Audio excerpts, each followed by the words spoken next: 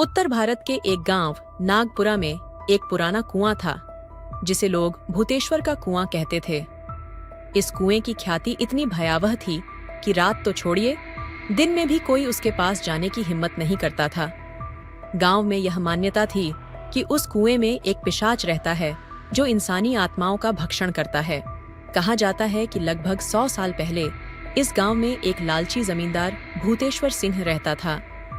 भूतेश्वर ने गांव वालों पर बहुत अत्याचार किए थे। उसने गांव की कई निर्धन महिलाओं के साथ दुर्व्यवहार किया और उनकी आत्माओं को कुएं में कैद कर दिया। जब गांव वालों ने विरोध किया तो उसने पूरे गांव को शापित कर दिया। उसने कहा, जो कोई इस कुएं से पानी लेने आएगा उसकी मौत निश्चित होगी। उसके बाद से गांव में अजीब अजीब घटनाएं होने लगीं। गांव के कई लोग जो रात में कुएं के पास गए कभी वापस नहीं लौटे।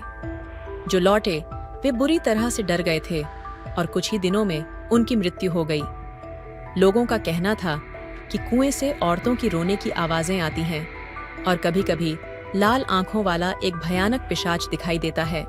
कुछ साल पहले गांव के युवा रोहित ने इस मान्यता को झूठा साबित करने की ठानी। उसने अपने दोस्तों के साथ मिलकर रात में कुएं के पास जाने का फैसला किया।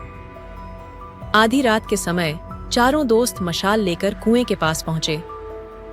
जैसे ही उन्होंने कुएं में झांकने की कोशिश की, वहां से एक ठंडी हवा का झोंका आया और सभी के कानों में अजीब अजीब आवाजें गूंजने लगीं। रोहित ने मशाल कुएं के अंदर फेंकी। तभी अचानक कुएं से लाल आंखों वाला पिशाच प्रकट हुआ। उसकी भयानक चीख सुनते ही तीनों दोस्त बेहोश हो गए।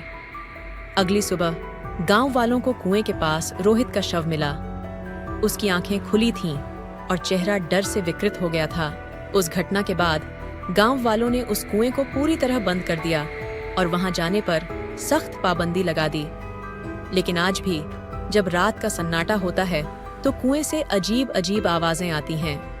लोग कहते हैं कि भूतेश्वर का पिशाच और उन मासूम महिलाओं की आत्माएं अब भी कुएं में कैद हैं। कोई नहीं जानता कि इस श्राप का अंत कब होगा।